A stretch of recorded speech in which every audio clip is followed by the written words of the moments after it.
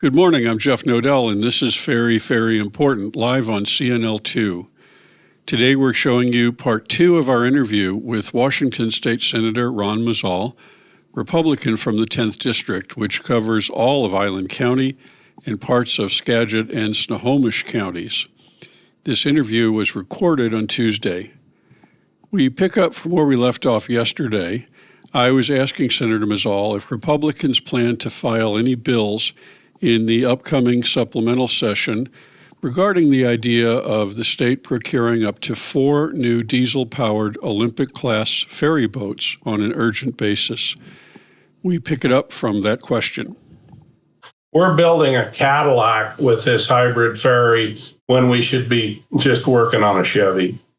And I think that there are a lot of people interested because I think the margins are going to be higher building this ferry that they want to build because it's new and it's in a lot of cases kind of groundbreaking.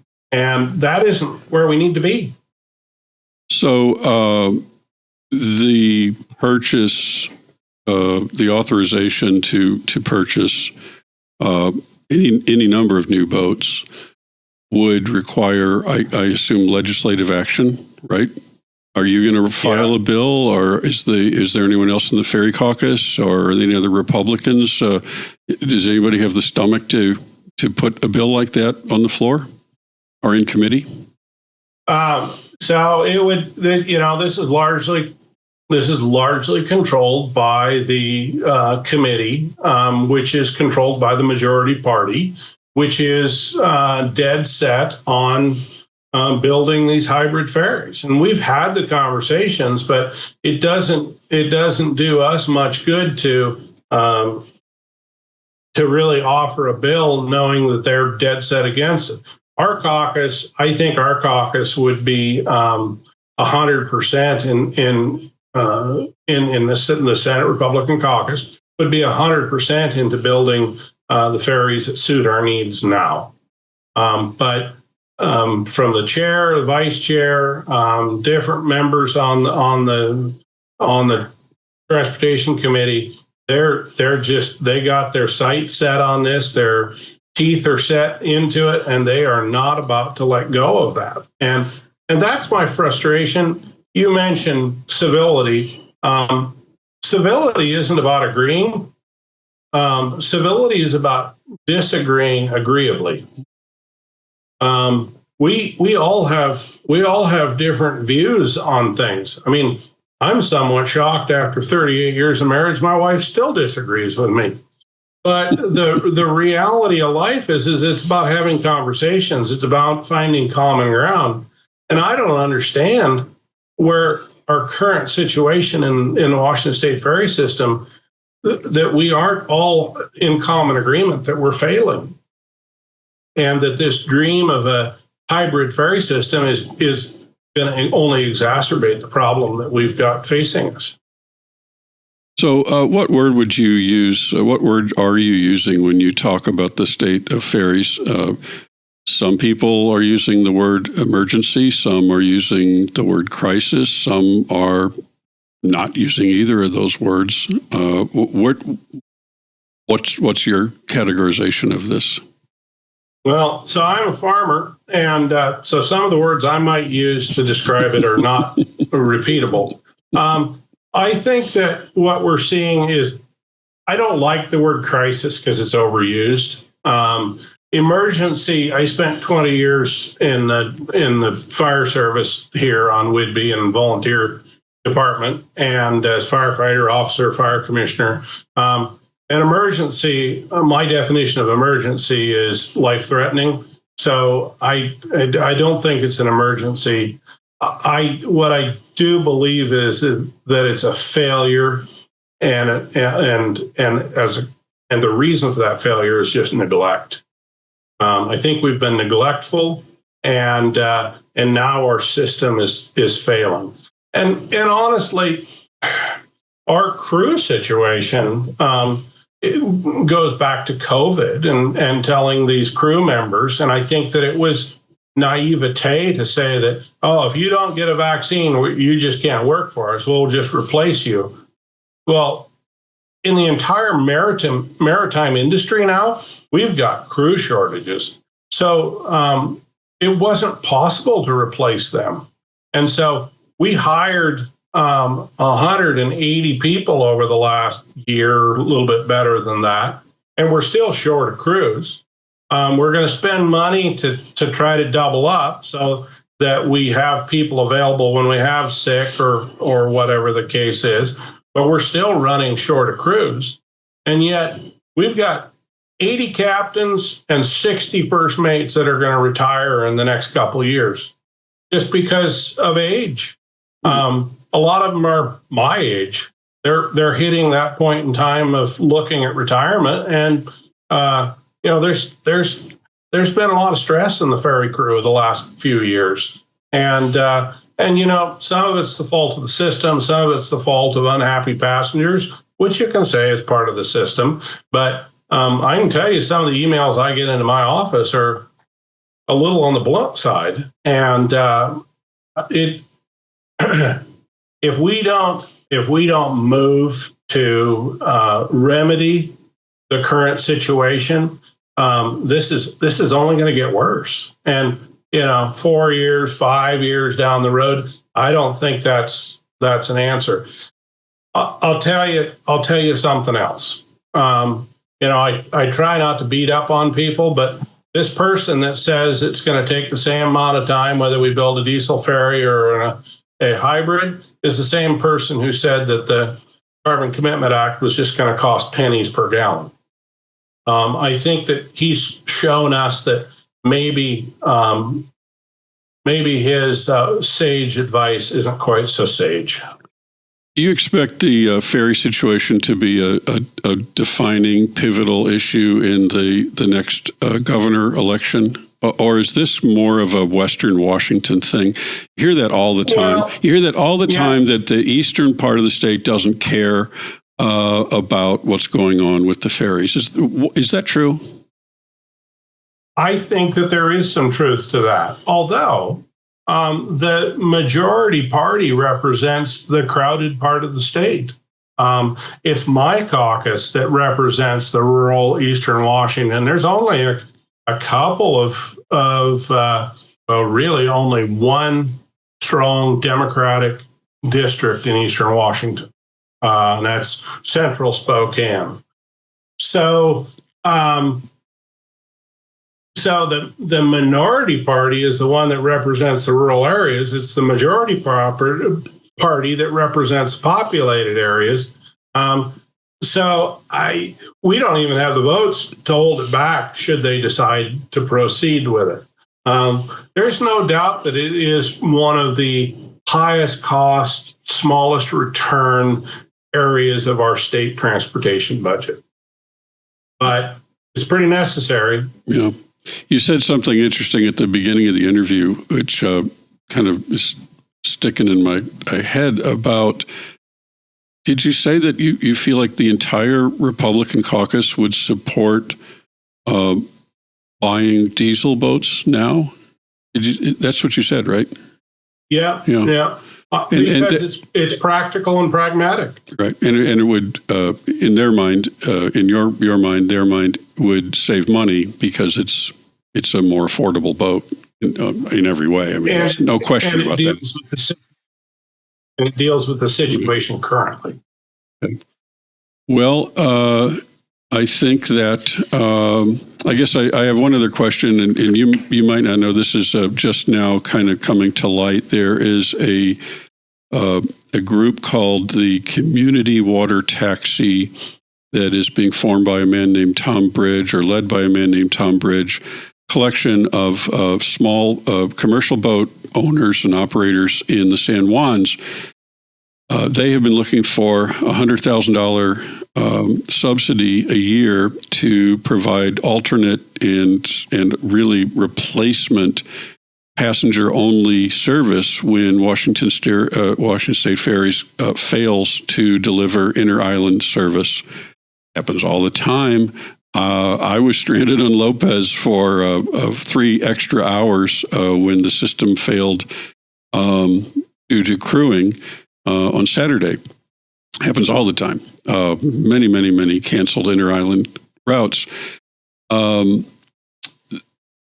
have not confirmed, but I believe that the governor has proposed $5 million in this new supplemental package that he's proposing to study. I'm going to give you a lot of background on this, but to study the creation of a public-private partnership to do passenger-only service in the San Juans. And then our friend Tom Bridge just says, well, let's do a propeller in the water study and let's just get it started here. So anyway, I don't know if you have any reaction to that. It's kind of not fair because you're just listening to what I'm saying about it. But I at least wanted to kind of put that on your radar.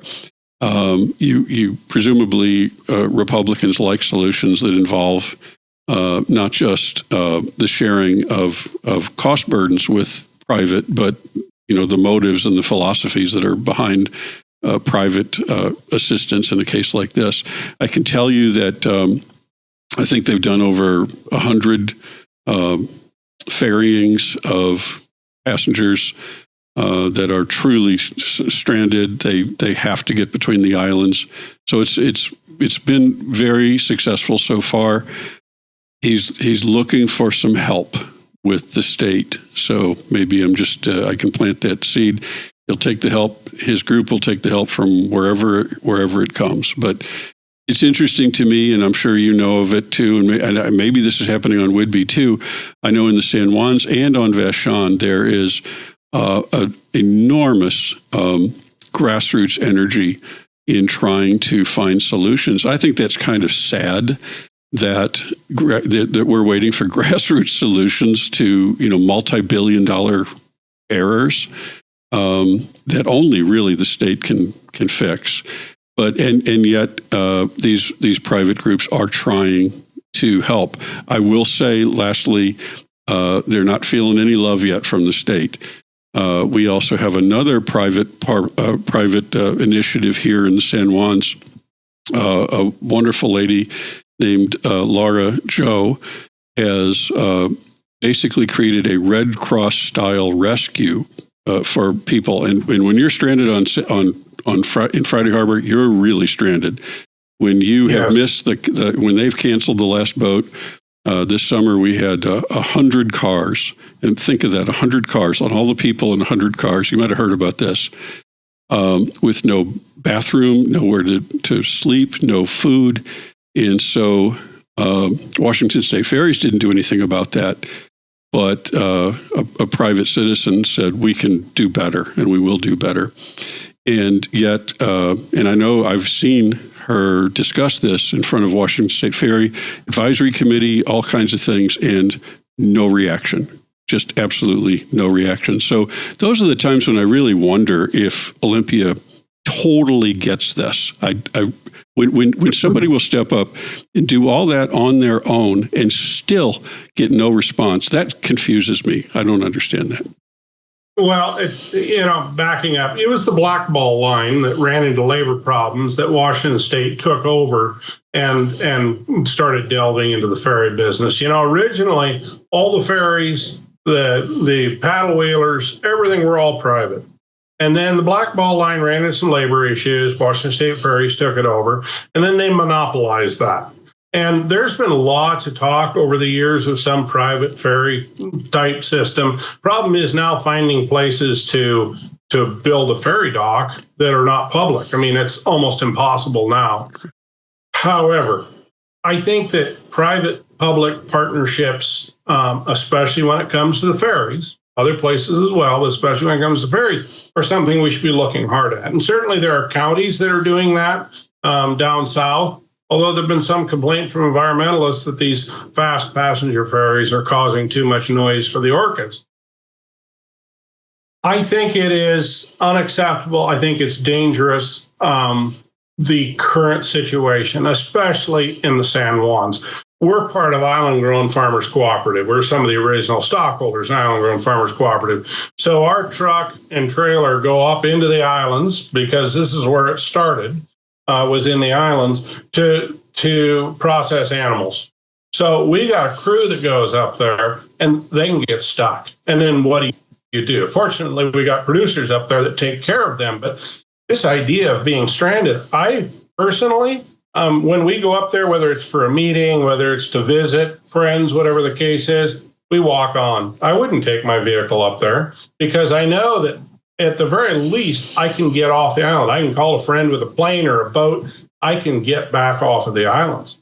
But this stranding up there, I mean, I think we've seen increased tourists on Whidbey Island because they know that they can get off comparison to the San Juan Islands, which we can't depend on the ferries. We've always been able to depend on ferries until the last 10 years.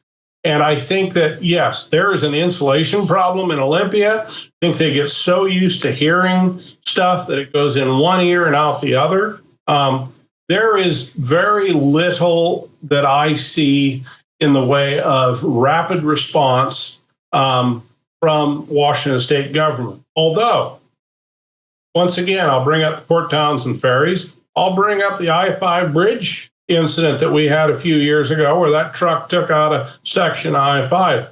Folks, the Department of Transportation responded there, got a bridge put back up, got I-5 going in jig time.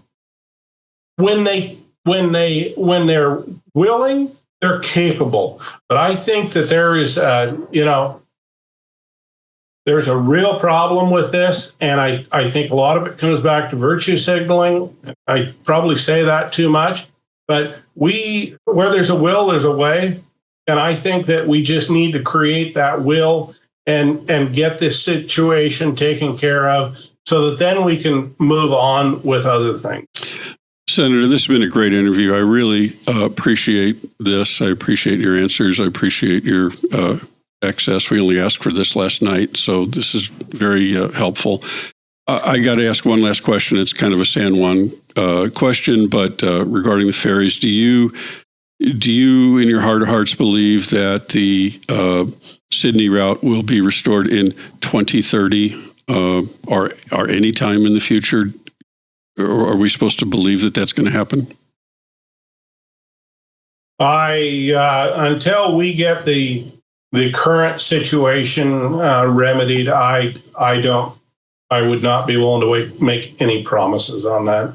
Okay, I think that's an honest answer. Yep. It is just, until we have the boats and the people, it isn't going to happen. Okay.